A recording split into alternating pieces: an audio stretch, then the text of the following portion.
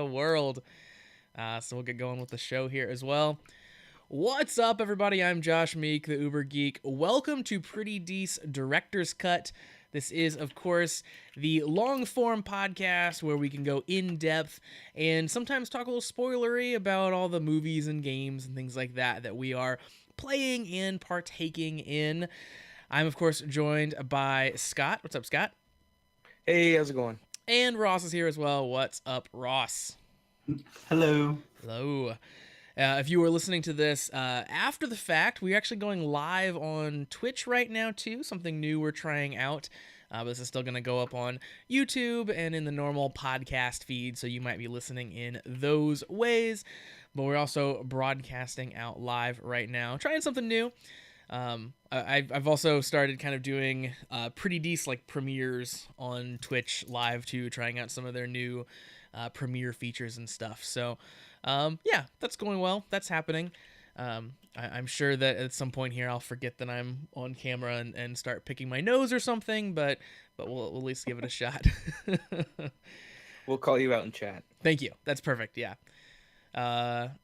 So let's jump right into it. Obviously, the biggest thing since last we have had one of these episodes is that Avengers Infinity War happened. I'm not even gonna say came out. It happened. It is an event that has been taking place, and yeah, I think we all saw it.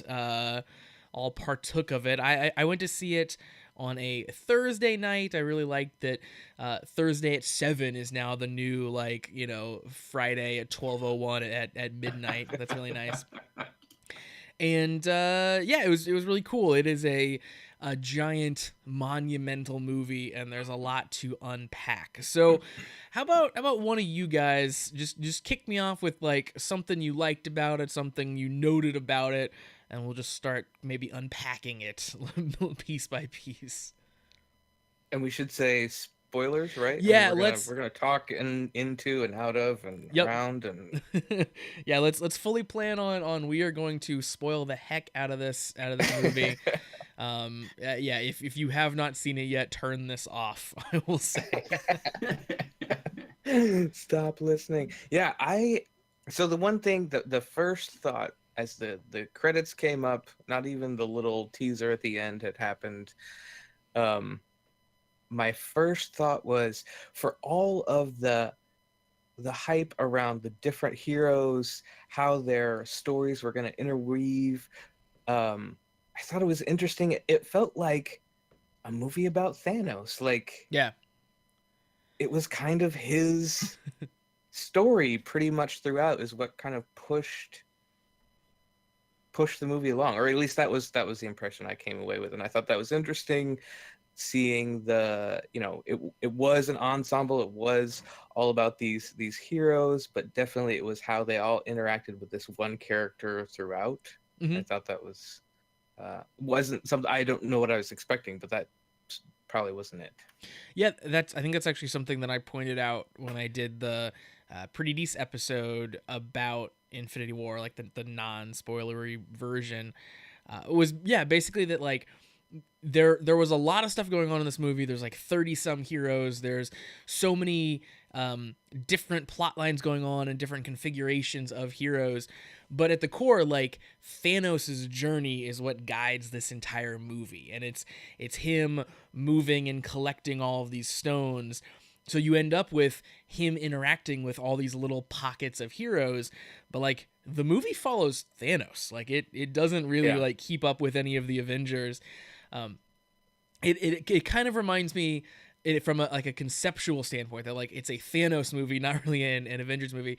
Okay, so this is a weird pull, but back when the Daredevil movie starring Ben Affleck came out, I was watching the director's commentary to that, and they pointed out that when Daredevil's on screen, he commands the camera. So like when he walks off frame, the camera follows him. When Matt Murdock is on camera, he can't command the camera. So when he walks off frame, the camera stays positioned and then it cuts to where he walked to. So like it really shows like the difference between the alter ego and the superhero, that like, you know, when he is Daredevil, he commands the entire scene. He can kind of bend the universe sort of to his will, and it'll follow him along. It's kind of like that, right? That Thanos is such this massive character that you can have an Avengers movie, you can throw 30 heroes into it, and it's still a Thanos movie, like at its core. Like it is a weird like Thanos solo flick, and he just swats superheroes off like flies. Yeah. I really appreciated though that we did get that time, because you know, like up until now Thanos has been this this force in the universe. He has you know, been in cameos and like, you know, after credit stuff. So it was really good to like dig into him as a character a bit more and understand his motivations, understand why he's doing what he's doing. Which it's weird that the giant guy who wants to wipe out, you know, half of the universe's population, you hear his reasoning and you think like, oh, okay, like I get it. Like I see how you got there at least. Good on the premise, bad on the execution, friend. Right.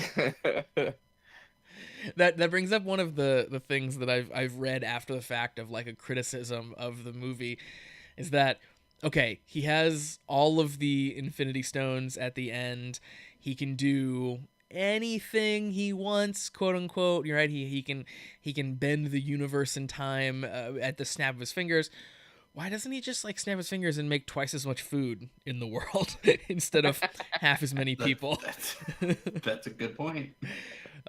Yeah, I mean, he could even go so far as like rewind time back to before all of Titan died, and then make everyone agree with him. You know, like there were so many other things that he could have gone other than like, let's stay super lonely and kill half of the population.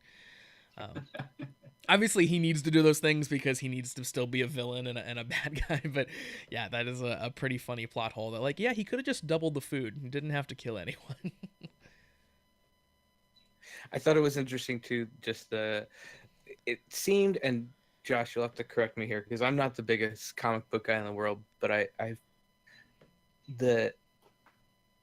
in movies, so, you know, whatever the percentage is, 99 times out of 100, the good guys win, and plenty of good guys win in comic books too. But having the bad guy win is, at least it seems like it's a little more prevalent, and so to have a movie where the bad guy essentially wins in the end, I thought was interesting and kind of held true to the source material.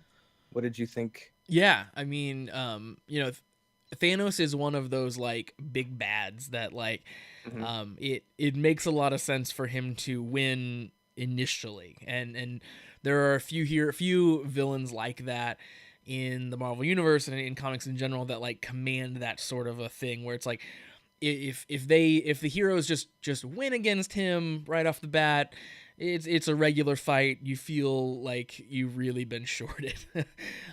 So yeah, it's really cool, and I like that he's afforded that level of respect, kind of, if you will. Yeah. That, you know, that we're, you know, the general movie going public is used to, you know, Snidely Whiplash always getting duped in the end, or, you know, the Scooby-Doo kids always figuring it out and unmasking the bad, you know, the good guys always winning.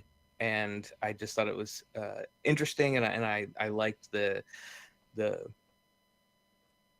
ending. Yeah. I thought it was appropriate, and I thought it really fit with the story that they had built to this point. It was also very impressive that, you know, everyone going into this movie knew that this was part 1 of 2, right? This was the setup to what will eventually be resolved at the next Avengers movie. And, you know, they were originally going to call it Infinity War Part 1 and Part 2, but then you kind of split them a bit further off. But everyone kind of knew that, like, this is not going to be the end of Thanos necessarily. The fight will continue. but I still loved how final it was. Like, I knowing that this would all continue in the next Avengers movie, I half expected it to end just mid-fight, just like, you know, Thanos is about to get the last gem or something, or like, you know, maybe like they have a weapon that's getting ready, and like I thought it was just gonna like kind of cut off and be like to be continued. But the fact that like no, he gets his work done, he does what he wants to do, and then all of the heroes are just kind of left standing there like, what just happened? Like, what is this? Like, why did all these people disappear? I really loved that. Like, boom, it's super final, it's over, it's done, here it is. Like, that was a really, really fantastic ending. Because I was half expecting it to end on Titan with like the first little mini fight Yeah, same. of like, you know, they almost got the gauntlet away from him, which we could talk about that later. It's friggin' Peter Quill. Oh man. But that's where I thought it would end, of like him clenching his fist, something happening, and it going black. Yeah, I was pretty well ready to like walk out. Wasn't really looking at the time. I just thought like, oh, they're like coming to that, and then going to transition to like he's at full power. Yeah. Now, and then that's where it picks up for the next one, where he, you know, goes to Earth, becomes the big bad, and then it's a, you know, underground resistance story in the next one. That's what I thought was going to happen. Yeah, it would have been so easy too, even for them to go as far as, you know, he gets the last stone, he snaps his fingers, then fade to black right there. At any point, it would have been so easy for them to not show us like all of the deaths too, and just leave us wondering like who's not there. So it's cool that we like went through all those moments of you know, who was going to fade away. And I think the people, so I'm kind of torn on the people that ended up dying, because some of them lead you to realize that like, okay, all of this is going to get undone in the next Avengers movie, because when you're dealing with Infinity Stones that can just rewrite, you know, all of history, all of reality, it can lead to making a death meaningless, because it, you know, you see the path basically where the heroes get the stones back, and then they just resurrect all of their teammates. And some of the deaths, like for example Spider-Man dying, really made me think like, okay, so though he's just gonna come right back, like as soon as the next Avengers movie comes around and we win, he's just gonna still exist. They're gonna bring him back. But at the same time, I was pretty shocked with who they ended up killing and who they left around. You know, like you know, Iron Man. Like, I expected that would be a good time for him to fade away, or things like that. So yeah.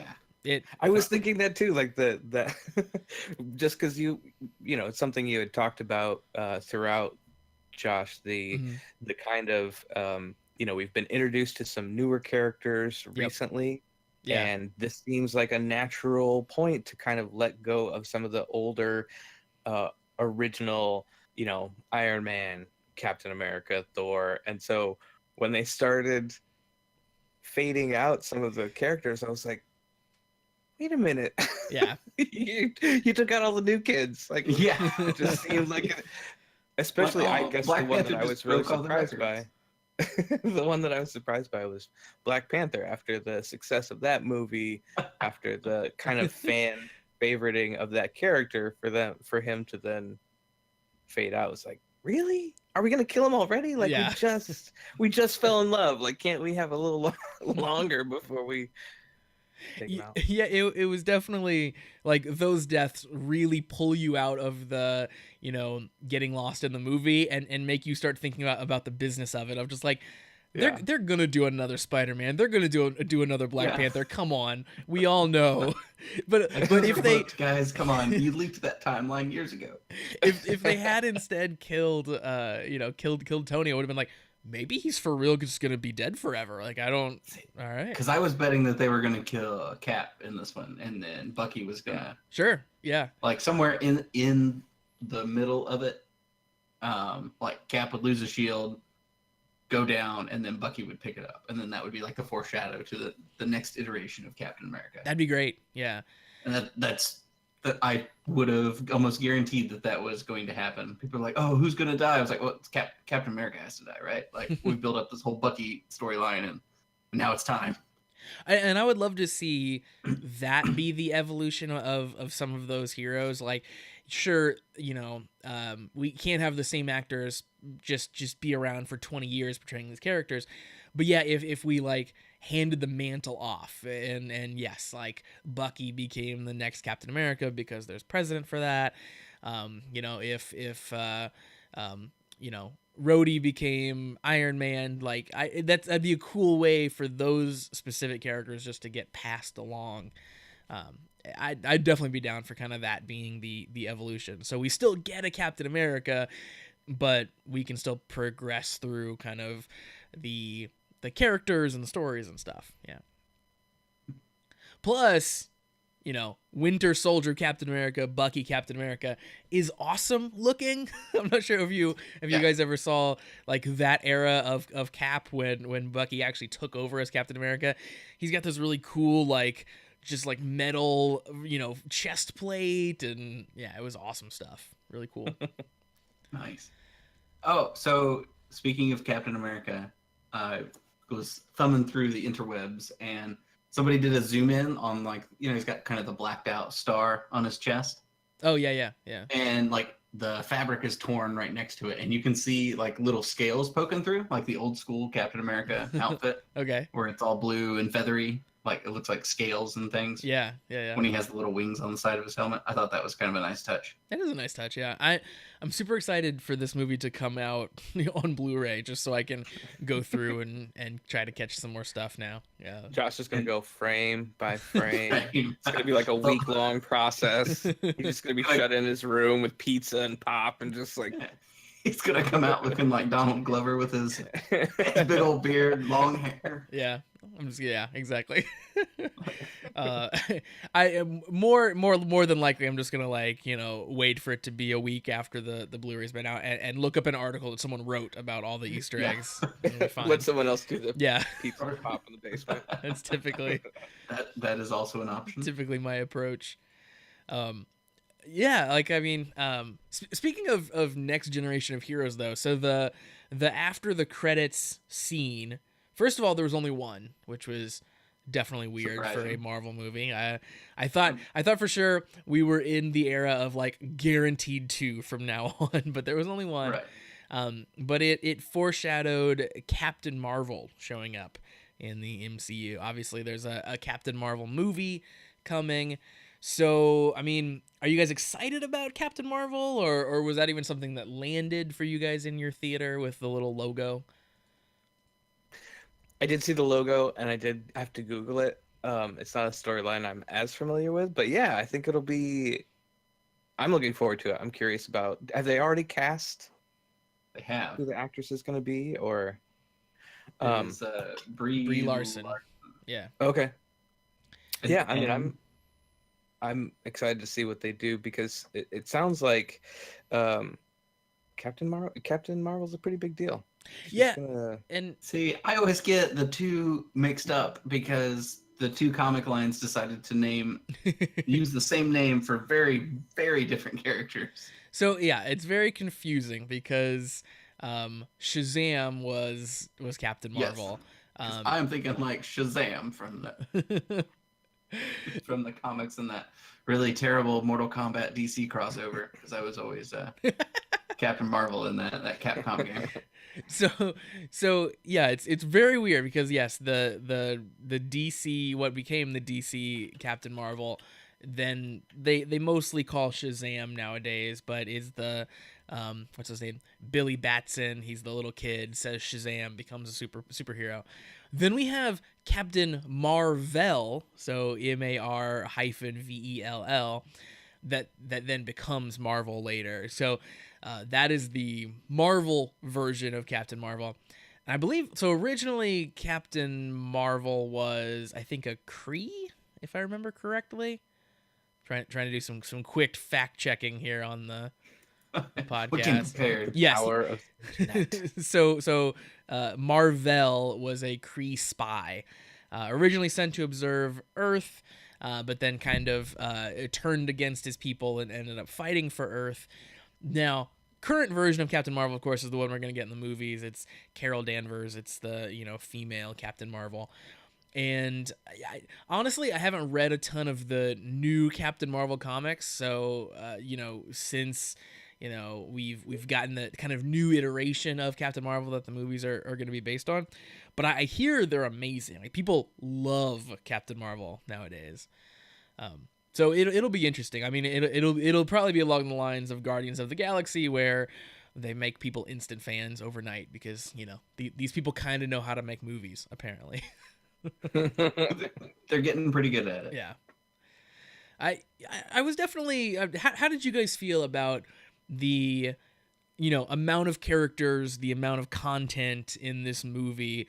Did it feel like too much, or did it feel like it worked for you guys?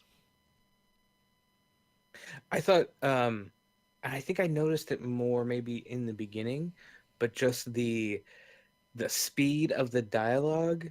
A couple of times there was no pause for the laugh.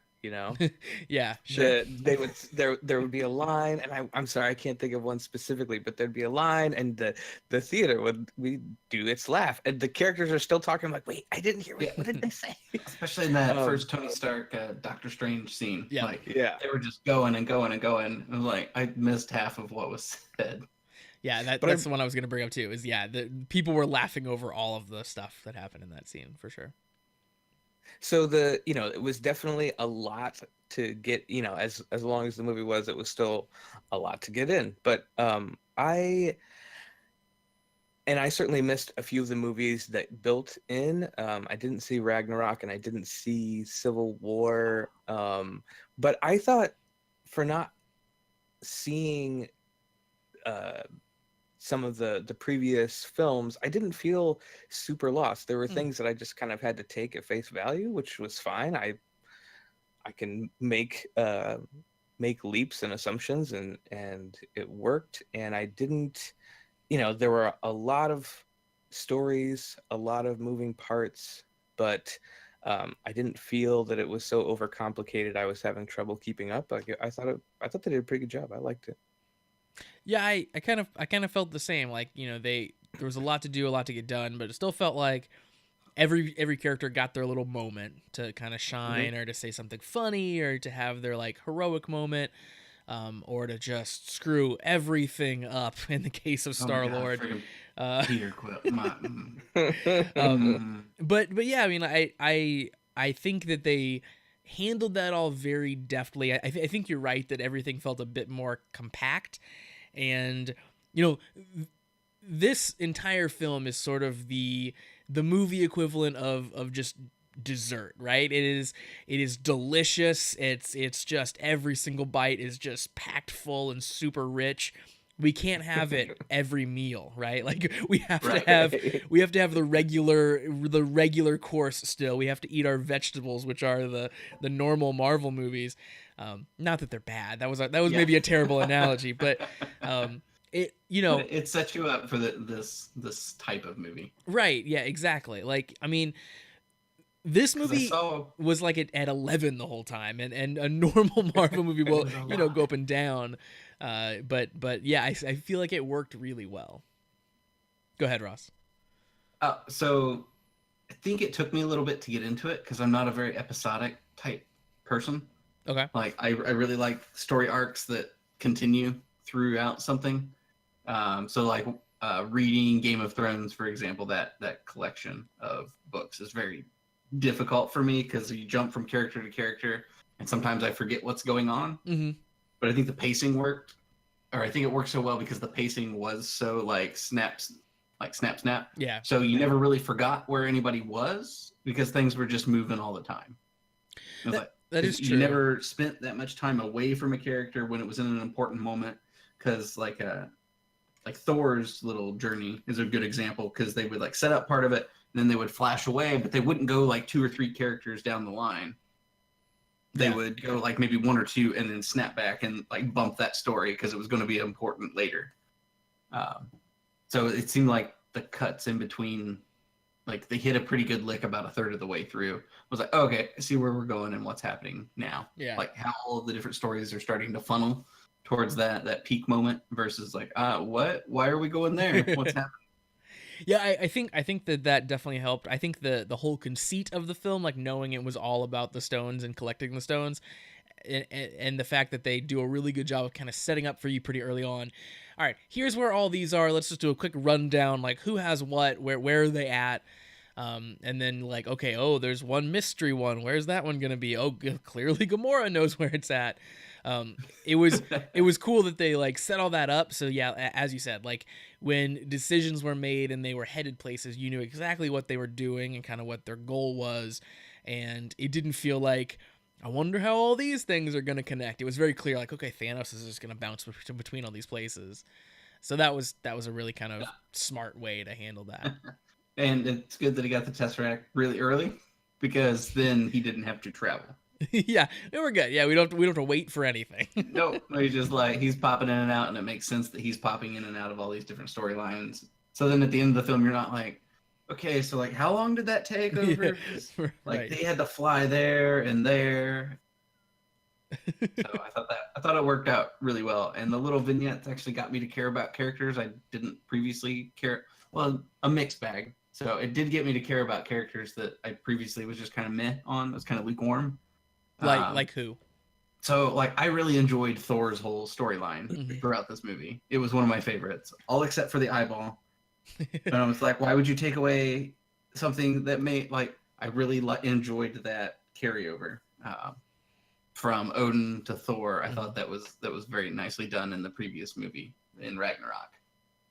Yeah, I was a little upset that they gave him back the eyeball. Like it was funny and humorous, like because with Rocket. But yeah, I think it served a very it served a very real purpose in like reminding you that Thor is not immortal. Mm-hmm. And it reminds him that he's not immortal, because he, like, in all of his movies, for as flawed as they are, he learns like these little lessons as he goes through. Yeah. And that one, to then just like wipe it out and be like, nah, you get a pass. You're just gonna be a badass, right? Like the next 35 minutes. So don't you even worry about it. Yeah, you're good. Here, let's go back to your eyeball. Remember eyeballs? Some stuff. You had a rock, and it turned into something else. It's fine. Yeah, because I was excited when he first showed up in the movie, and still, of course, had the eye thing, obviously, and because I'd forgotten about it from the past movie. And then was thinking like, man, it's cool. Like they're gonna stick with this, and it's maybe gonna be a hindrance as storytelling goes and stuff. Like, no, we're just gonna reset it. Like, I guess, yeah, it's fine. That's fine. Like it was humorous how he did it, but it was just it kind of took up, like, that's a very small component, I realized, but I was just kind of bummed because I really enjoyed the like Odin having the eye patch. Now Thor has the eye patch, and all of the symbolism that can go with that. Oh yeah, like chock full of symbolism of the passing of the torch and all that stuff, and just like wearing the scars of lessons learned and all that stuff. But that's pretty minor. But they still like managed to do some story progression and stuff as far as characters go. I really like, obviously they, killed Peter at the end of this movie, but I really like that Peter Parker got to do some planning and, like got to be an official member of the team. And it was really cool to like have his plan work when they finally killed the first member of the Black Order there. He had some killer lines. Oh, he really did. Have you guys seen this really old movie called Aliens? I think my favorite line of his was when he flies in and he sees Doctor Strange and he's like, "Hi, I'm Peter." I'm Strange. Like, "Oh, we're using our made up names." Like, "I'm Spider-Man." And it really hammered home the point too, with specifically with like the new heroes like Spider-Man. I loved at one point, just like offhanded comment, he's like, you know, flying around and he was like, I'm sorry, I forget all your names, like towards the end of the movie. Because, you know, like some of these guys, like, you know, since the Marvel universe, as far as movies go, happens in real time, some of these characters have known each other for 10 years and have this insane history, and then, you know, in some cases are meeting each other for the very first time in Infinity War. And that's a really cool kind of mix of things going on, so that's neat. Yeah. How did you guys like the children of Thanos, the Black Order, like all of those baddies? I thought the fight scenes were they were enjoyable. I really liked the teamwork aspect of it. You know, they've done it well before in the other Avengers movies, but I do, you know, when people can combine their moves and their powers, it makes for some pretty cool action scenes. And so I liked the those, especially with the Black Order, I thought were good. Yeah, that's definitely another reason to watch this movie again when it comes out on Blu-ray, because yeah, they do some really awesome team up moves and figuring out how to combine their stuff that, you know, goes by so fast you just don't get a chance to absorb it entirely. I think that was part of the problem for me, is that I really didn't have any background on them as characters, and so I'm just like, okay, these are just like, yeah, they're the generals or the children or whatever. Okay, they're high up, but I don't get like who they are. And they teamed up, but it went by so fast. I did like that they gave Newt Gunray a nice starring role. You know, he didn't die throughout the prequels. He you know, he just transferred universes. That was really nice. Yeah, I mean, I wish, because I was the same way, where like I don't even know the Black Order very much from comics. I wasn't familiar with them really before this movie, and they're super cool characters. Like I've read up on some about them since then. They're very neat, so it would have been really cool if, you know, in the getting little tastes of Thanos throughout the movies, if maybe in the last couple we could have also seen him, like, you know, forming the Black Order, or at least talking to them, pointing them out. Like it was a bit weird to have these guys who are clearly insanely powerful just to kind of show up out of nowhere here in this film. Because you kind of, the only children you have any notion of are Gamora and the blue sister. Yeah, I never remember her name. And like, as far as I understand, like they're still the only like quote unquote children. And these guys, even though they call them at one point like the children of Thanos, like I don't think he considers them like offspring like he does the other two. So right. Again, that's especially confusing. A little bit. But like, I mean, they served their purpose. They kicked some major ass and made the... Yeah, they did. Especially that train scene, or the scene in Scotland, where it's like, oh, this is for real. Yeah. Like, they're just not going to be able to like just walk over these guys like they have in past movies, where, you know, the first baddies that show up, it's like no big deal. Like, right. It's gonna be nothing. But no, not for this one. One storyline I was a little bummed about, but it seemed like a huge linchpin for this entire story, is Vision. Okay, yeah. Because like he has a stone in his brain as his brain. That he does. However, yep. And so they really wanted you to like feel this emotional connection between Scarlet Witch and Vision. And I just tried to care, and I could find no context for the caring. Yeah, I think about that particular, because it was supposed to be like so emotionally charged. I'm just like, I'm really trying here, guys. And I kind of remember the Vision storyline from Age of Ultron, which was really confusing to me then. Mm-hmm. And then Civil War, it was nice because he put paprika and stuff, and that was cute. But I was just like, okay, this is supposed to be like the super powerful climax of the entire movie, and okay, bye, Vision. Yeah, do you go back to being Jarvis now, or? I think the issue for me with that stuff, specifically like Vision, Scarlet Witch, and all that, is they came out of what I think are some of the weakest Marvel movies. Like I think that Civil War is out and out bad. Like I think that's generally a bad movie. Of course, that's that's where Scarlet Witch shows up, and yeah, I think that like they, and even Age of Ultron I think is not the most amazing movie. It's okay, but it's definitely, they're definitely two of the low points. So they're really trying to trade on emotional investment that they never ended up creating in those films for me with those characters. Yeah, I felt like I needed like more time seeing them interact as normal people instead of like, oh my gosh, you can't leave me. I love you so much. Like, what? Okay. I mean, yeah, I guess I remember vaguely you guys were talking in a previous movie, like You guys had a thing. I mean, yeah, like it, and it's kind of a bummer with that too, because that became like the linchpin of a big chunk of the movie, where she just can't kill Vision because she loves him so much, and she can't do what needs to be done, and that whole thing. And you end up staring at her going like, just do it. Like, what? Come on. Like, well, you don't like him that much. Like, yeah. I feel like anytime a character, like in general, that's a really hard thing to get across to the viewer, when you can lay out the facts like that, where it's like, okay, you do this and the person you care about dies, or you don't do this and like millions of people die, and like the viewer is always going to be like, well, yeah, just do it, obviously it makes sense. But when they, of course, trying to get the emotion and stuff across, so that's hard in general to make people believe. And if you don't believe in that relationship, that's the whole crux of that argument, then it makes it almost impossible. Yeah, my girlfriend turned to me after the movie and she said, I love you, but if it's between you and half the universe, I'm probably gonna pull the trigger there. You're so dead.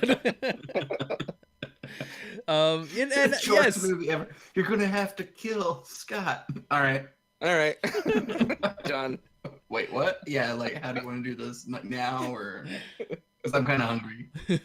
I mean, I feel like in both cases it would have been like, that's going to be terrible. I'm really not into doing that. But of course, I obviously see that I'm going to have to. Like, it's Thanos. He's going to kill half of the universe. Clearly, I'm going to kill you when the time comes. Like, don't even, like, we got it, man. We're good. I'm not going to enjoy it, but it's going to happen. No. Yeah. It's going to hurt me more than it's going to hurt you. False. Still false. Still false. It was such a sweet moment, though. Where she finally decides to do it, kill him, and just Thanos just walks back and was like, nope, rewind. Like, nope, not gonna happen. Just kidding. Question. So they're on Titan, right? They're fighting. Yeah. Doctor Strange has already done his little trance, gone through and found the one timeline that's supposed to happen. Yeah. Is that why he didn't pull Dormammu? Is that what we're supposed to believe? Because why would you not just put it in an infinite loop of like, this is where we live now, Thanos. Deuces.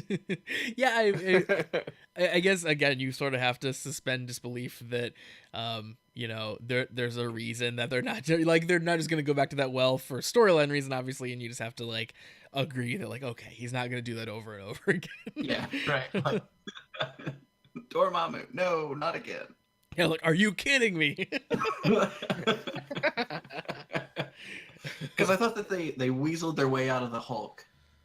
Oh yeah, pretty well. Let's talk about the Hulk. Yeah. Yes, please, because I love Mark Ruffalo's Bruce Banner Hulk combo. I think he is a great addition and plays that character so painfully well. He does. Yeah, he's great, and he also, like he can do it comedically, like we see in like Ragnarok, for example. But he also does just a really good, just like tortured Bruce Banner too. Like, he's a great addition to that character. I'm glad we finally found someone who will stick around and will play Bruce Banner.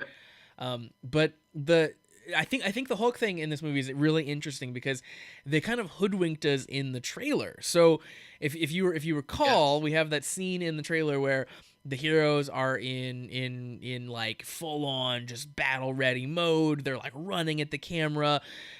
It's the huge war, and the Hulk's behind them, just running, just like, let's do this. That never happens in the movie. Like they run, but we never actually get the full-on Hulk in this movie. He hangs out in the Hulkbuster armor, like Iron Man armor. They cut that trailer really well because you're banking on it being Tony in the. Well, there's even a scene that in the trailer that they changed specifically for the trailer that shows the Hulk in the place of where the Hulkbuster armor is in the actual film. So they actually do an edit. So which is super interesting. Like I really like the fact that they kind of played with what we thought was going to happen based on what we saw in the trailer. Really cool. I believe they also do the same thing with how many stones Thanos has when he's punching Captain America, because I think in the trailer maybe it shows he only has like 2, but of course it might just be 1. Yeah, there's the picture right now. He has like 1, but in the actual movie I think at that point he has all of them because it's like the very end. Nonetheless, back to the Hulk. All but 1. Yeah. Anyway. Yeah, all but the last one. Yeah, exactly. So the Hulk thing is clearly they're building this storyline up where he can't transform into Hulk, but like I wonder where that's going. That's my big question. Like what's going to be the payoff for Hulk doesn't want to come out and play? I mean, it's got to be. I'm hoping that they just save it for the climax at the end, like just kind of like they did for. I want Hulk to be the Thor of the second movie. Okay. Because I really enjoyed that sort of emotional role of Thor in like that was a very I don't know, it felt more of a real storyline as far as a character development storyline. Mm-hmm. The other ones were fun. I really enjoyed the Strange, Stark, Spider-Man group, Peter Quill, but and then the Thor one with the dwarf. And you finally understand that, like, oh, it was forged in the heart of a dying star. And like, no, it's like legit. This is a giant forge. Yeah. This is what we do here, which I thought was a great way to play that. Yeah, I totally agree. Yeah. But I want, and like, just like he did, he kind of had this fall down moment where you're like, oh no, not Thor. And he comes back as just a flying badass in Wakanda. I'm hoping that they pull that off with Bruce Banner somehow in the next one, where like, it's just, he's fighting with all of this stuff, and then it's become, instead of a reactionary thing, he ends up becoming Hulk because he wants to be Hulk. Yeah, or like they paint it as Hulk has this agency that he maybe didn't have before, right? It's not Bruce calling him out, it's him wanting to come out because he's doing the right thing. Because they created Hulk himself as a character kind of standalone in Ragnarok. He wasn't just a being of pure rage. He had emotions and stuff. So yeah, like this could be the continuation of that and him figuring himself out, so to speak. And then yes, in the sequel to this film, have it be just like, okay, Hulk sees this needs to happen, Hulk's gonna come out of his own accord, like that. Yeah, that'd be cool as a payoff. So, and maybe he'll get real mad and do big Hulk things. Do like huge Hulk things is what I'm hoping for, because I really enjoyed Ragnarok because he was a character. Yeah, same. Yeah. So you got to see a little bit of that, just and then to bring that over of, okay, like we have a Hulk, like great, we're gonna play that trump card real early in this movie, and then it's just like, nah, it doesn't work. Also, I really love the scene too of like, you're embarrassing me in front of the wizards. really, really great. Where did you guys? Oh, sorry. Go ahead. No, go ahead. I was just gonna say, I don't know if it was because the cuts and the dialogue, everything was just a mile a minute, but I didn't feel like there were that many moments or lines that kind of took me out of the movie. I didn't feel, as I have maybe in some others of the pictures. I think the one that stands out for me, and I didn't know if you guys had any, was when they tried to explain away why Ant-Man and who else did they name? Why they weren't there? Yeah, I remember there's two Hawkeye, characters. It's Ant-Man and it's Hawkeye. Yeah, it's Hawkeye. They right? explained away Hawkeye. Yeah. It was I guess it was just a moment of, in thinking back or looking back at the movie, I don't know if did it really need to be there? Couldn't we just, omit altogether? I guess when I heard the line, my first thought was, um, what do you have going that's more important than the end of the world? Like, this is kind of, doesn't this take a little priority over than putting that new room onto the house or Right. Yeah. mowing the No, he's lawn? gonna Like, go isn't there, steal something. where's the, where's the sense of urgency for, joining the team and getting this done? Yeah, they have a really weird insistence on explaining where characters are if they're not showing up in a film, which I've never super understood. Like the it's one of the Thor movies, I forget which one, the solo Thor films. Of course, we have like Natalie Portman's character in the first one, and I think the second one rolls around, or it Yeah, might be the first she's a big Avengers one movie. in the second one. She what? Yeah, she was huge in the second one, but it's the first Avengers movie. Okay, that's the first Avengers where they like go out of their way to make a point and be like, "Hey, where's she at? Where's Jane Foster at, or whatever?" And I was like, "Why? Don't even bring her up. Like, it's just easier if we just don't say her name." But then you have to make Thor be like, "Yeah, she, whatever. We're having some time." It's an amicable breakup. Right. Usual. Like I don't want Thor to wax care. poetic about his breakup. I want to forget that they were, yeah. I want it to be like a James Bond movie sometimes where it's like, yeah, we had the girl from the last movie, but whatever, we'll get a new one. Like, I guess I was just, no offense, Paul Rudd, if you're out there watching us on Twitch, but I wouldn't have missed the line if it wasn't in there.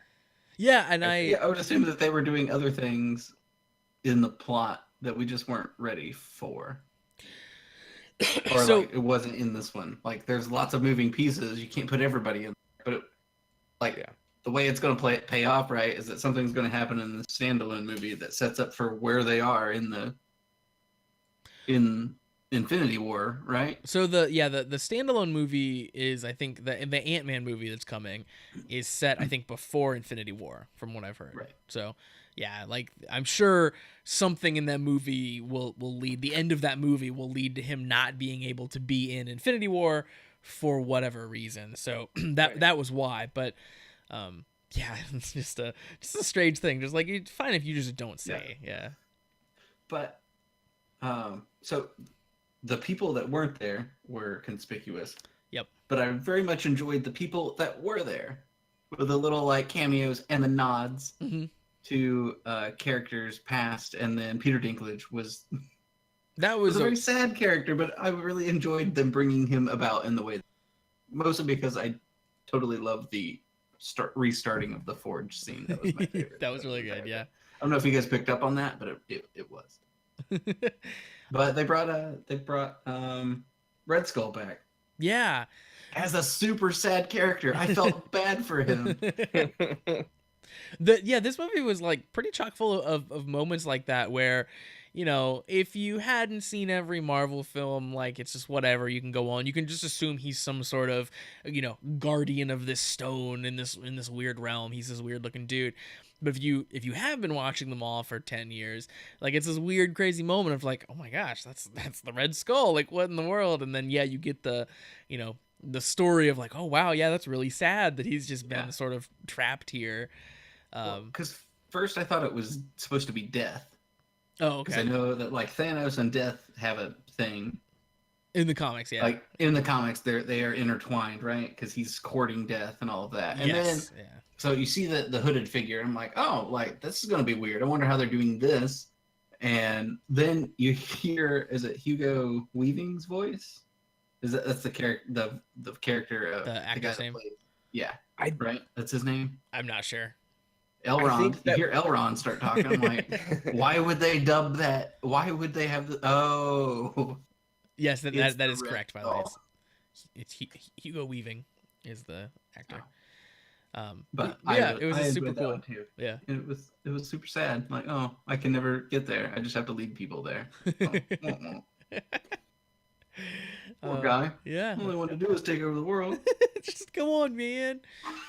That's it. How did you guys feel about that scene? Like, I loved the overall movie, but there's like certain scenes where, again, I think that they just missed some sort of emotional hook that they were expecting you to have.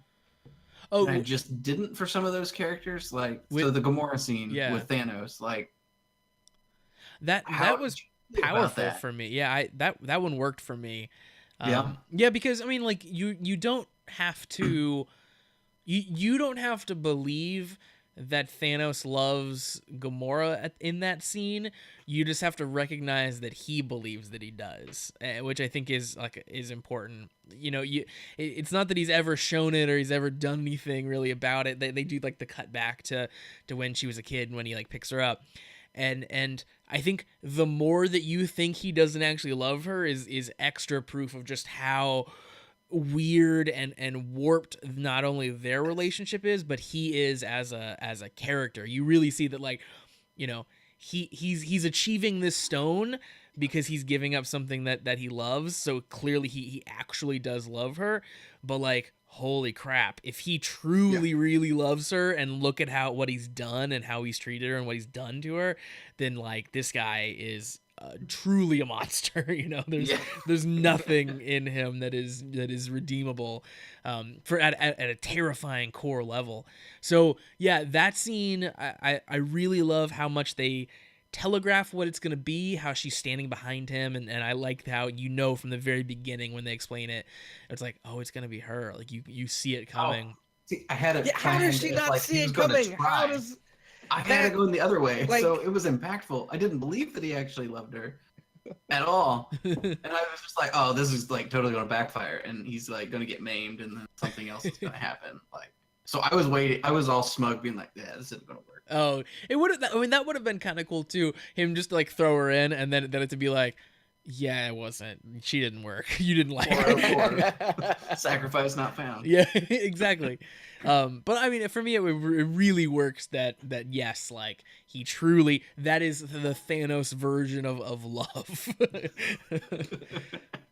Yeah, so weird and warped and bizarre. But yeah, the fact that she didn't see it coming, she kind of does, because when he turns and he's like looking at her, she realizes before he moves. She's like, no, and then he grabs her. But yeah, it's like, come on, it was a little Gamora. late. It was everyone in the movie theaters like, lady, you need to run. Yeah, get out of there now. Oh, and Nebula's got to be so pissed, right? Like, come on. All I've ever wanted is for you to love me. you could have thrown me over the cliff, but instead you guys just seen tear me apart. The little cartoon that's been going around of like, it's Gamora just like saying the worst things to Thanos, and he's like, "Oh, I love you too," and and Nebula shows up with like a Father's Day card, and he slaps her away and goes, "Can't you see I'm trying to have a moment with my daughter?" That's awesome. It was pretty great.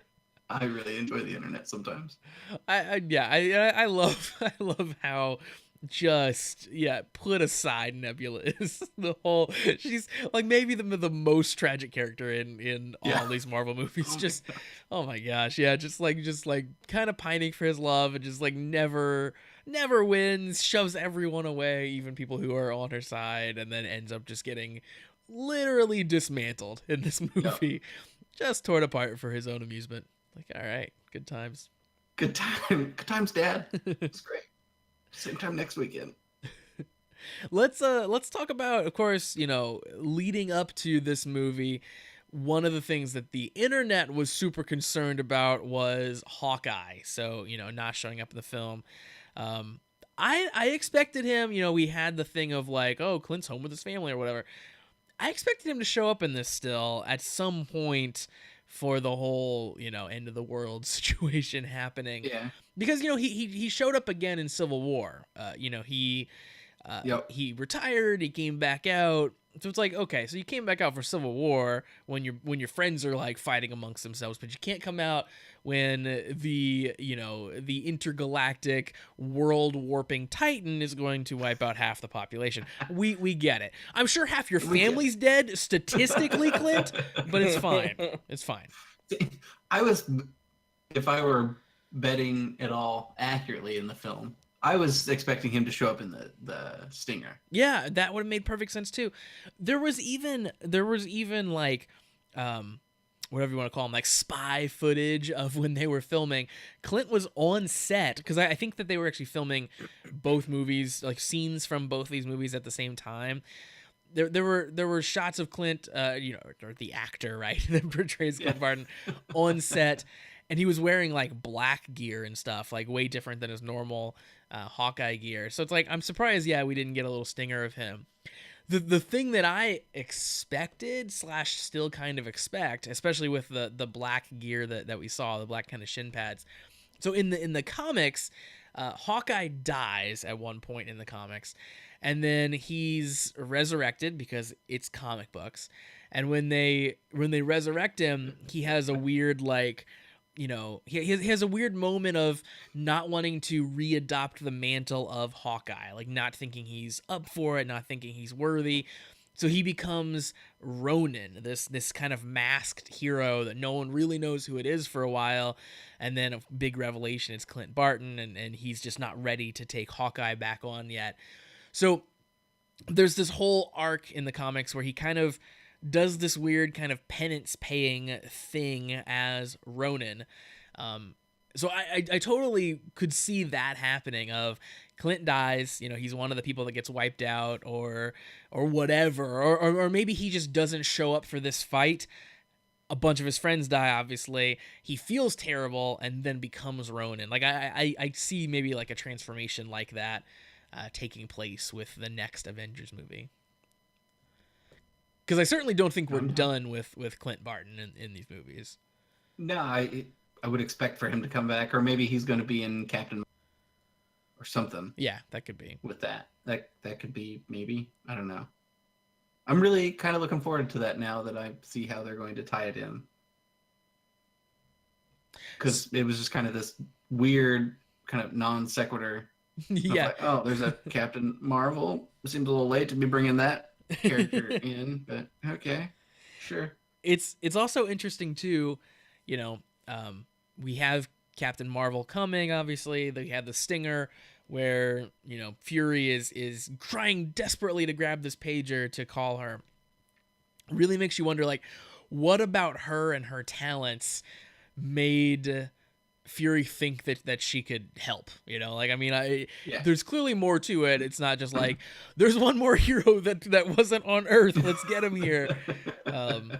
So yeah, it'll be interesting to see their take and kind of how they blend her in. And also, having that movie in general just set in a world where half of the people are dead, that'll be pretty crazy too. I'm assuming like civilization just ceases to exist, right? Or like, I don't know, like with the way it looked really bad. Yeah, like it's gonna get a little Lord planes of the Flies and stuff are before going the down. end. It's totally gonna get Lord of the Flies. Like, planes crashing. At its very core, if everything as smoothly as it could go, half the people in the country didn't exist any longer. Like, there aren't people there to like run your grocery store that you shop at. like infrastructure doesn't happen anymore. Like these massive things. So it'll be cool to see a solo movie, in her case, maybe toy with some of that as we get to that. So let's run through before we end our Avengers talk. Let's do some predictions on who we think will stay dead after the next Avengers film. Okay, and then before we switch, I have one question before we transition away. Well, let's do it. Hit me.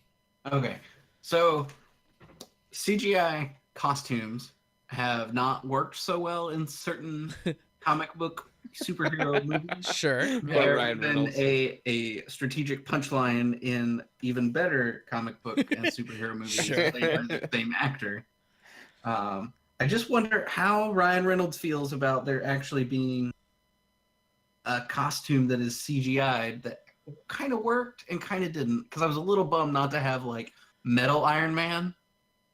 Because I really enjoy the clanking and things that go with that. I like Spider-Man's nanobots. Yeah. But we had nanobots with Black Panther. We had nanobots with Tony. And we had nanobots. Like, we just Nanobots for this is a days. really cool effect. And we spent a lot of money getting that dude to develop it where it covers their face. So we're going to use that a lot. Yeah. And I was just a little bummed that Tony didn't have like a suit. I really enjoy the armoring up scenes in Iron Man. Yeah. And for this one just to kind of like flow, and then it was like, oh, this feels slightly Green Lantern-ish. Yeah, and I also like kind of hated that it meant that Tony could just hang out in a tracksuit all the time. It's just like he's just chillaxing on Titan in his stupid tracksuit. It's like, come on, really? Like really? Like this is what we're in. After 10 years. And then Robert Downey Jr. is just like, no more. Just no more walking around in that flipping plastic. I'm not doing it. And then he just has to like cinch the tracksuit tighter to get it all started, like the whole thing. He just like grabs the strings and tightens it down. Yeah, I agree. Like that was not top 10 cool looking Iron Man for sure. Like it was. I enjoyed all the things it could do. Right? Yeah, like I things, enjoyed. yeah. He kept like punching back and it would reform and break and reform. That was cool. One of the things like. Iron Man has had a gajillion different, Iron Man suits over the comics and stuff over the years.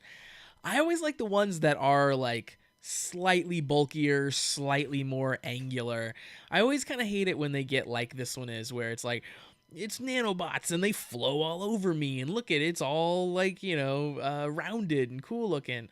I'm just never into it. Like I want it to look like a robot. I want it to look like a Gundam. Like I want it to like have these sharp points and stuff.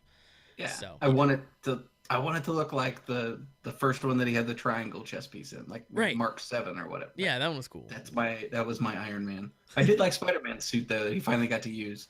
Yeah, it was cool that he got to That bust it was out. well done. Yeah, and it looks good. Like it looks super good. I really like it.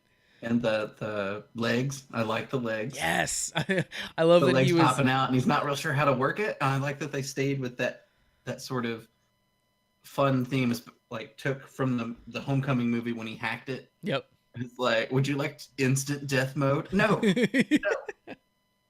Man, So he's still not really sure how to work all of it. It's the training wheels protocol. You are making me want to rewatch Spider-Man now. I very much enjoyed Homecoming. You're gonna have to watch Homecoming this weekend. Yep, I would do Spider-Man 2, then Homecoming, and then the first one. And I'd be. Yeah, that was super good. But I just thought it was really, and I kind of want Deadpool to make a joke of it, of like, oh, you get CGI to work only if you have enough money. Yeah. Oh, he gets to do it. Right? Like he gets to do it. And I was just like, oh, poor Ryan Reynolds. But it did flow into Deadpool, and we stopped trying for Green Lantern movies. So. Oh man. But that just stuck out to me, and I was like, really? I loved it with Black Panther. The whole like it just appears, and then now it's just like, oh, okay, thanks, Tony. You just couldn't come up with it yourself. And then I have a whole thing with his chess piece thing that I don't understand from going years back. Like he got it removed, right? Yeah, so they make a point to have Pepper mention it, like, oh, it's right. Why'd you put it back in or whatever. Like I forget all the details about what happened because it was removed. Yeah, because in Iron Man 3 he takes it out and he like walks away from the Iron Man. Yeah. And then in Avengers 2 he's like back and nobody says anything.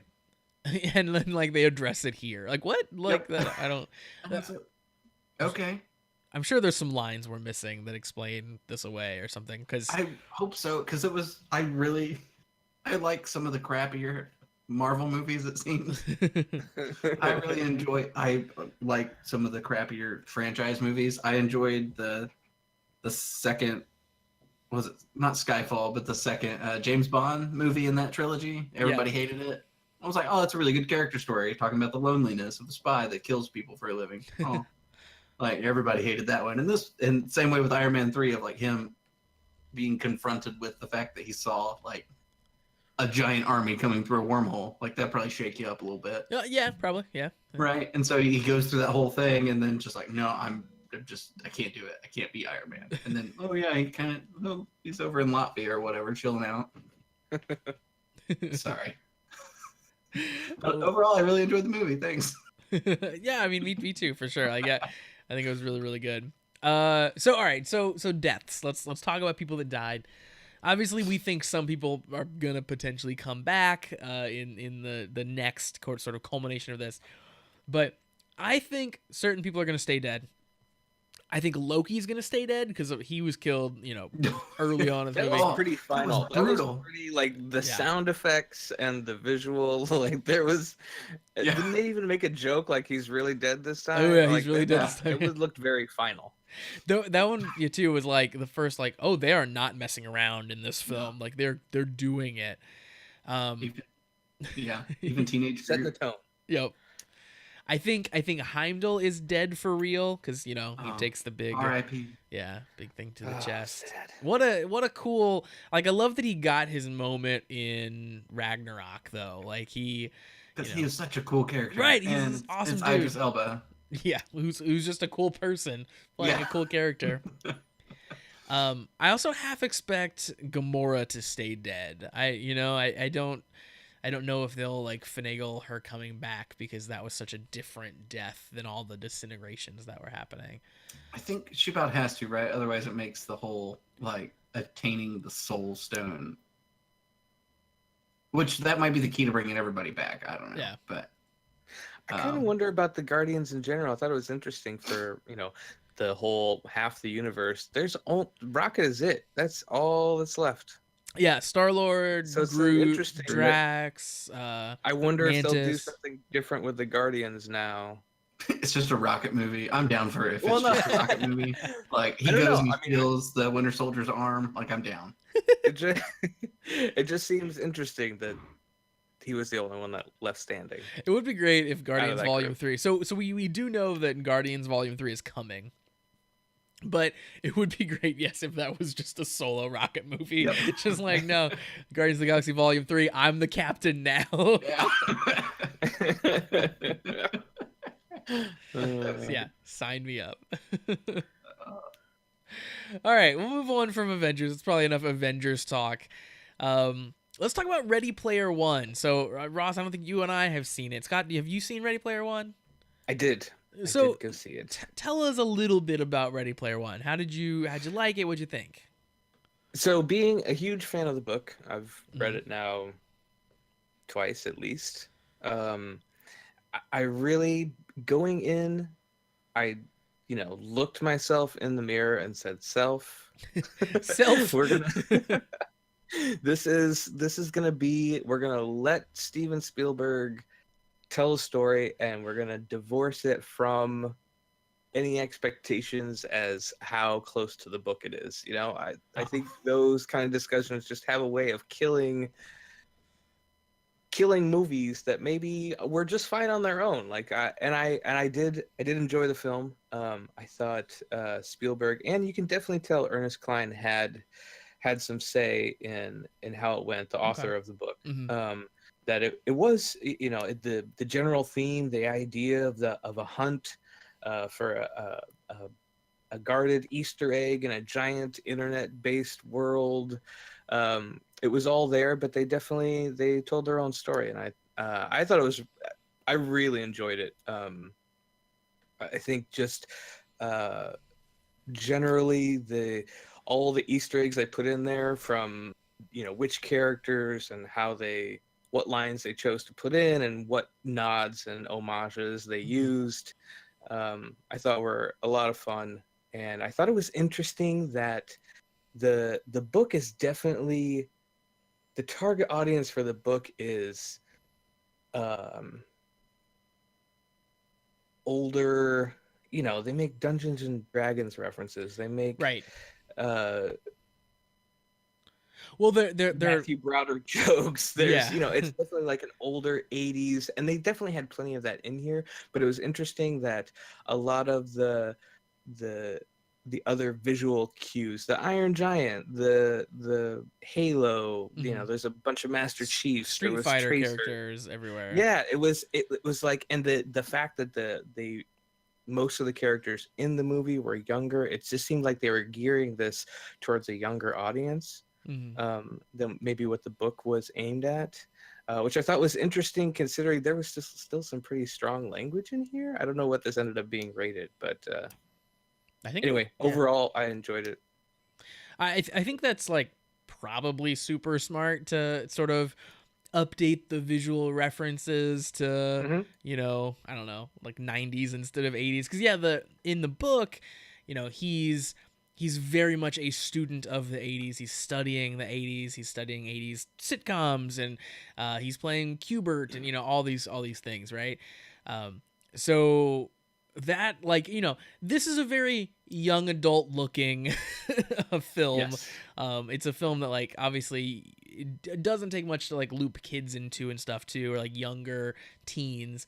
So yeah, I think it's probably a genius move to throw Street Fighter and Iron Giant and Halo and Deadpool and Joker and all these things into it, instead of like being like slavishly adherent to the 80s stuff, kind of like the book was, because that was cool. And if you know the 80s stuff, but obviously so many more people nowadays that are seeing movies and seeing things on the day they come out are gonna know the more 90s stuff and into Right. 2000 stuff. And I think some of that stuff plays better visually too, because the 80s video games aren't going to translate as well to like 3D characters that they can, pepper along a landscape and stuff like you can with some of the more modern stuff. Well, I'm sure they wanted more than just the handful of 40-year-old nerds out there coming to see their movie. They want to make sure they're getting as many people in the door as possible. So throwing the wider net was definitely the way to go. And you also have, like, I mean, the book was written, I'm looking it up, like, what year was the book written? Let's see, 2011. So like, it's been, it's been a long time since the book was even written. So like, it makes sense, it's been, almost 10 years, 9 years since the book came out. Mm-hmm. Yeah, let's bump these references up 9 years from where they originally started. Yeah, I'm fine with that. Yeah. I think, No, I thought it was fun. It obviously doesn't go nearly as deep into kind of backstory and how all these characters got to where they are, but I thought for the time that they had and the story they told, I thought it held together pretty well. And yeah, the fight scenes were they made him look pretty epic. Nice. Yeah, so I have some pictures scrolling now of just the from the film, and I love even from the trailers and stuff, I love just the visual style of this movie. I think that the like in-game avatars that they create for like the main characters are really cool looking. They're intentionally fake looking in a really interesting, cool way. I really like the look of the Sixers, like the just general like force of all the avatars. Yes. I think those guys look cool with the like IOI on their faces and stuff. Yeah, like really awesome visually. It might be reaching a little bit, but I really did get kind of it felt like a Spielberg movie, like there's something about the cadence of dialogue. Thinking back to, Back to the Future and sure. Yeah. Like War Games, and just the way the characters talk to each other, the way they were friends. Like, I felt, maybe I'm dreaming it, but I really do think that if you didn't know it was a Spielberg movie, you could watch this and think, I think Steven Spielberg worked on this movie. Yeah, I mean, I think he has a definite style, especially when it comes to, dialogue and stuff like that, for sure. And it was cool that it was in, because so much was made of the references to his movie and would they be in this, and of course the DeLorean was in there, but that was really kind of it. There weren't a whole lot of other references, but still to have the story kind of layered over his style, I thought was cool. Yeah, I remember reading at some point early on that basically he didn't want to just like make a movie that was just like pointing at all the other stuff he'd made and been like, look at that, remember that, which also leads it to updating the references a little bit and putting them later in time. It makes it very convenient then that he doesn't have to reference his own work as often, right? But I appreciate that you had the DeLorean still, but it also makes sense that he wouldn't want to just constantly point out his own films. Yeah. Cool. Well, that's definitely on my list to see as well.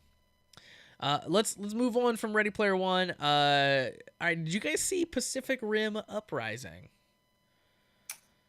I did. I think again, Scott is the one that has been faithful to the. Let's continue the Scott show. Yeah. Back to you. Um, I I thought it was fine. It was definitely different. I think Lit was one of your questions. Like, did it continue in the vein of the original? And I think it was a different movie. It was a Oh different yeah. the cast being much younger. Hmm. Um, the it was definitely the brighter and more colorful.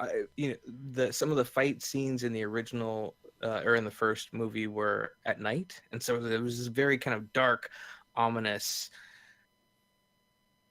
uh, aspect to the movie. And in this one, it was very daytime and bright, and kids being pilots, and um, so I just felt like the tone was different. I still liked it. It was still ridiculous. It was still robots fighting monsters. I think the one thing that stood out to me was just that it felt like it took a little while to get to the robots fighting monsters. That's not what you Uh, want. when Not super you're long, but not, like there was that couple of minutes where like I appreciate what you're trying to do here, but can we see some robots fighting monsters now? I mean, the first one, they just throw you right into it. Like you get the Yeah. Maverick Goose fighter pilot scene of like suiting up. Here we go. Yeah, that's like right off the bat, right? Yeah. In that first one. The first thing that you see.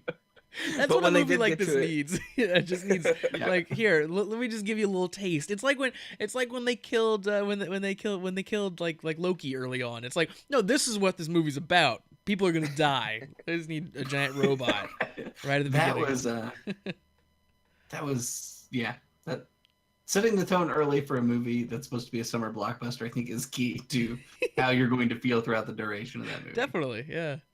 Um, I thought it was good. It was giant robots fighting giant monsters, and the just they definitely did do a okay.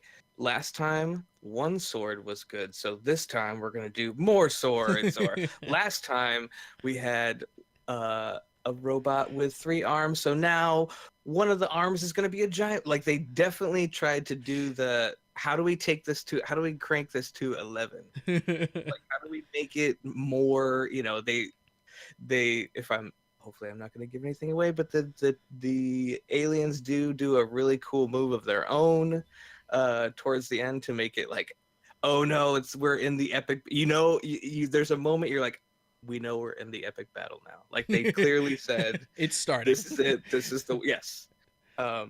So yeah, I thought that bit of it was fun. And the story even of the first movie was a little like, all right, okay, sure, like the dialogue and talking and plot, and okay, here we go. And the same can be said for this movie. Like you're not going for the storytelling.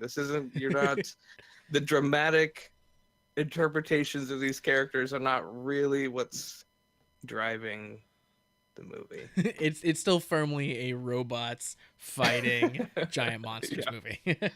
Yeah. I'm very happy to hear that it's gone full Power Rangers like power ramp of like, all right, we need 2 swords this time. We need an extra arm. Everything needs to be bigger. What happens if the explosions are bigger and there's more of them? Okay, sounds good. Yeah. For sure. Yeah. For sure. More buildings blew up, more yeah. From the pictures, so again, like I'm just looking at the movie visually. You're totally right. Like every single still that I grabbed as we were talking about this film is like bright daylight, super colorful. Even just like their outfits, they're like flight suits are super bright blue this time. Where my memory of like kind of the visual language of the first film is darker and grittier and a very different tone. So yeah, they're clearly going for a different thing, like you're saying, from even just from the stills. Super interesting. Yep. yeah, I had I had no one to go see it with, even if I had time to go see it. I pitched it out there to a few people. They're like, absolutely not.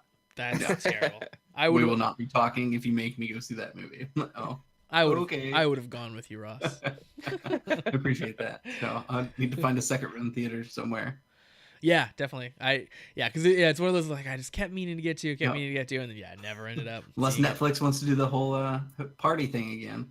R.I.P. I remember that. That was those were good times. Those were good times. Our little avatars. You remember our avatars just standing there, sitting there? They would wave every once in a while. Yeah, those are great. We loved that. Oh, come on, Xbox, get your stuff together.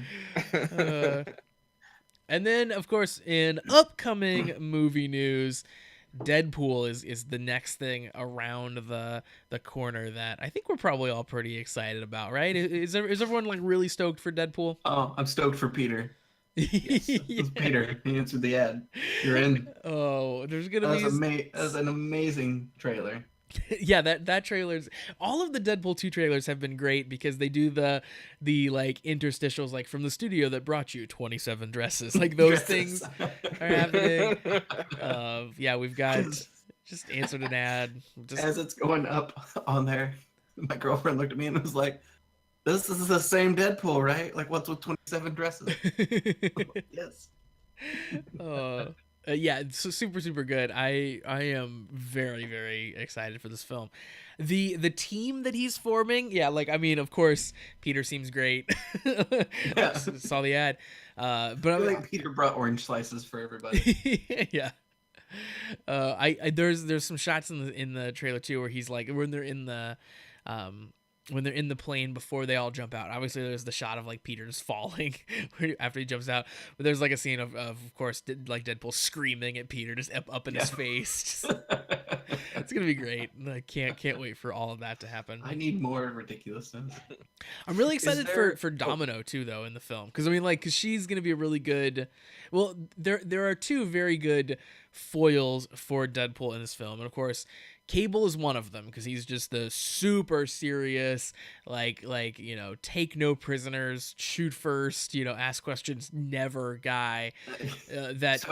That pairs well. And then I think Domino's the other one who's just going to be serious and just like not take any of Deadpool's crap. So that's exciting. Can we talk about both of those characters real quick? Sure, yeah. So the only introduction or association with Cable that I have is from like the 1990s X-Men Okay. TV show where it's like the long-haired Cable with the scar and he kind of like jumps in and out of time. Yeah, so that's all that I've got. I know that my recollection is that he fought Wolverine at some point, and there was that's all I got.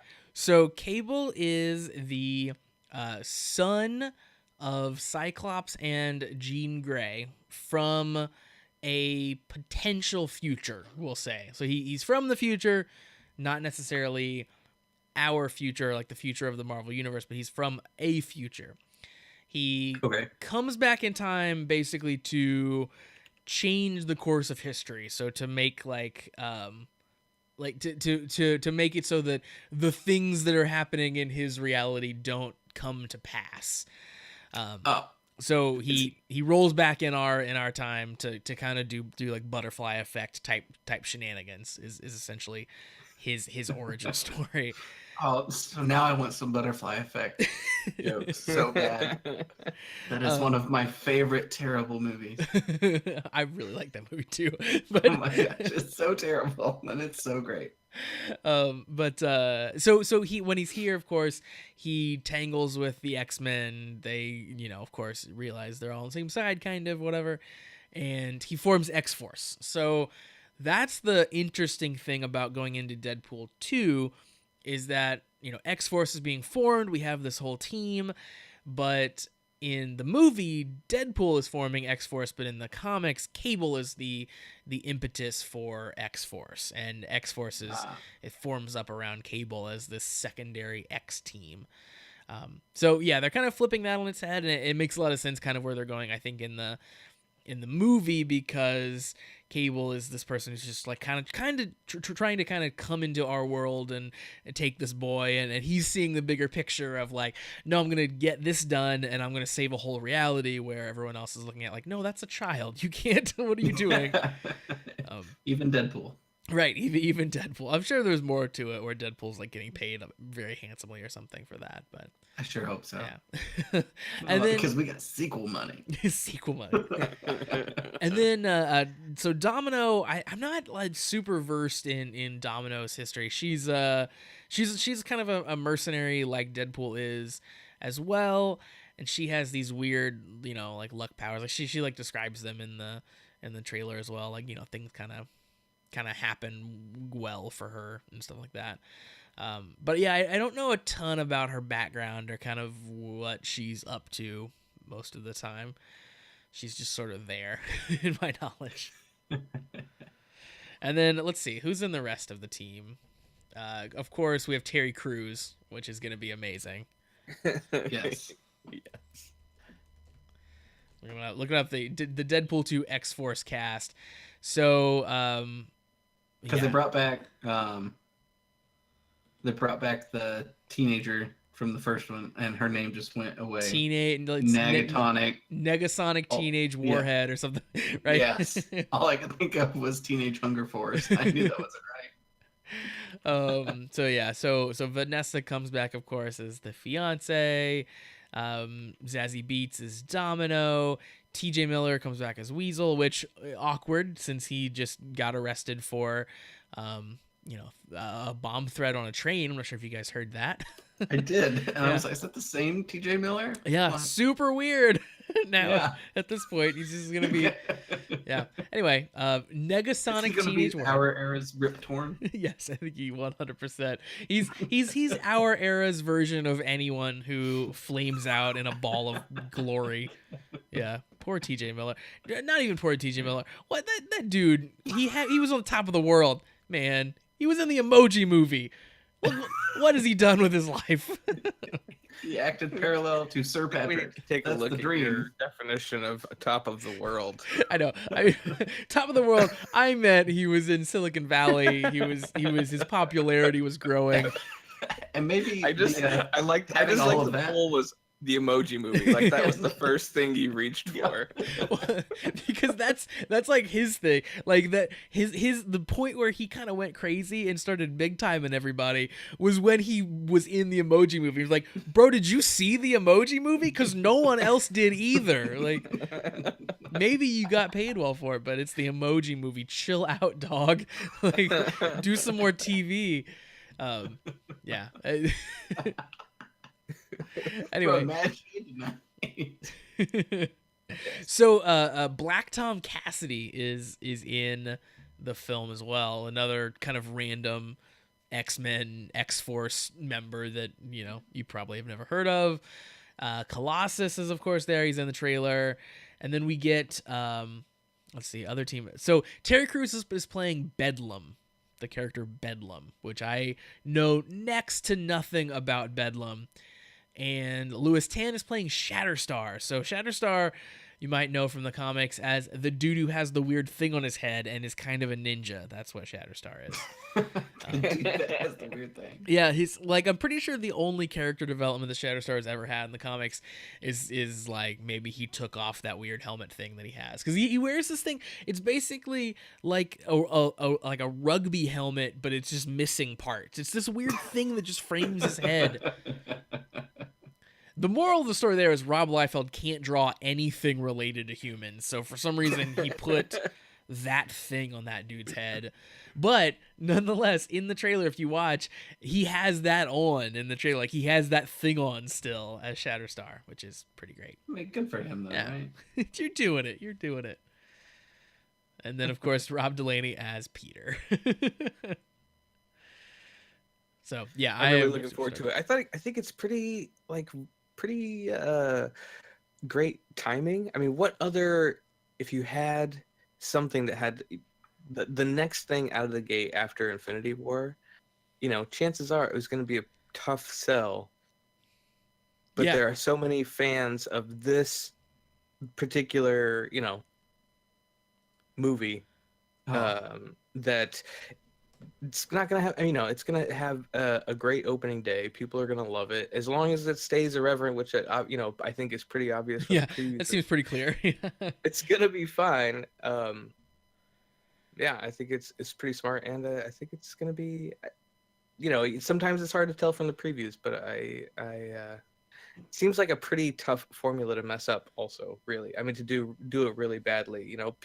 If there's some bad writing in it, we just pass it off as, it's so bad it's funny. Like, that's as long as the tone is there and the attitude, I think it's gonna be great. Yeah, I think that I don't think they get away with too many things that fall flat necessarily. Like if everyone walks out of it being like, man, Deadpool's not as funny as I remember. Like I don't think that like he gets that much goodwill necessarily, but nothing I've seen so far seems not funny. Like everything seems hilarious. Yeah. But yeah, I think you're right that like, coming off of Infinity War, we need a movie like this. I think that Ant-Man and Wasp is going to be a really hard sell for a lot of people because it's the next Marvel movie coming up. It's back to just I'm telling a single story about a single character, and it's not 30 different heroes and Thanos and running around. People are going to be in just like overload mode from Infinity War, and I don't know how people are going to turn out for Ant-Man. I'm excited it was a hard for sell it. the first time, so it'll be interesting to see how they bring it all together. Right, yeah. Because I made this comparison on the Pretty Dece episode about the Ant-Man trailer, but like Ant-Man is kind of like Deadpool but family friendly. Like they're trying to tell a superhero story, but they're trying to be funny and like irreverent about it. And the first one worked really, really well for that, but coming out so close to Deadpool 2 and coming out in this post-Infinity War world, I think it might be really hard for people to buy in for sure. So it'll be nice to have Deadpool for sure. All right, and that is Deadpool.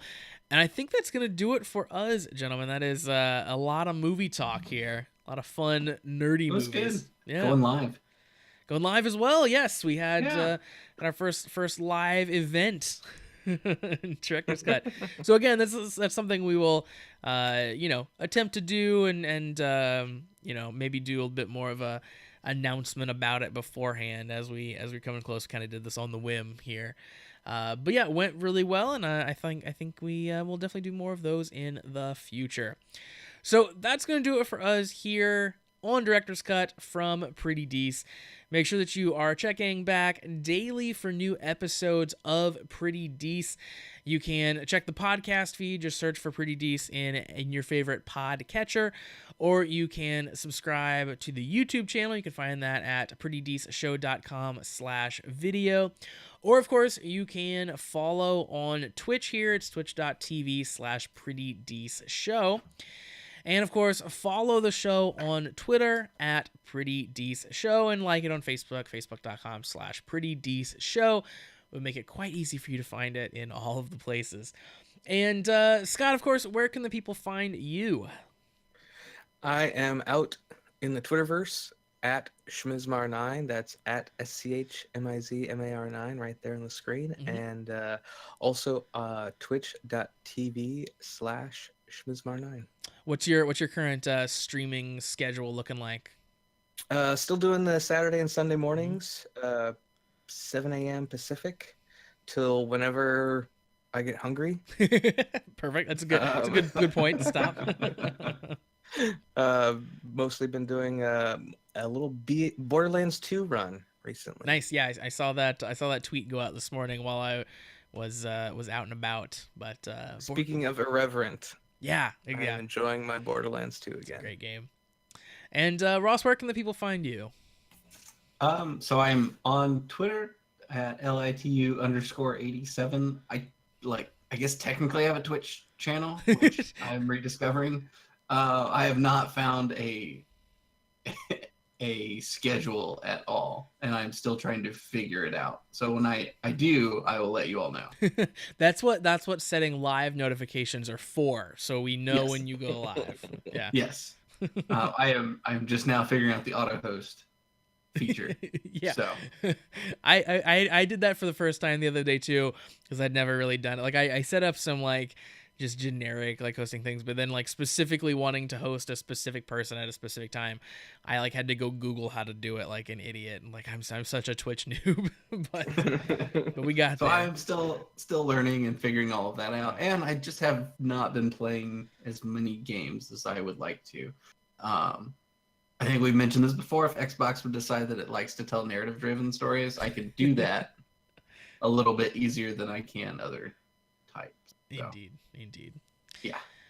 All right, so that's gonna do it for us. We'll be back again, hopefully soon. We've got some topics in the hopper already for next episode, but that is going to conclude this episode of Director's Cut. Again, thank you very much for joining us, and check back every single day so you never miss any of the content.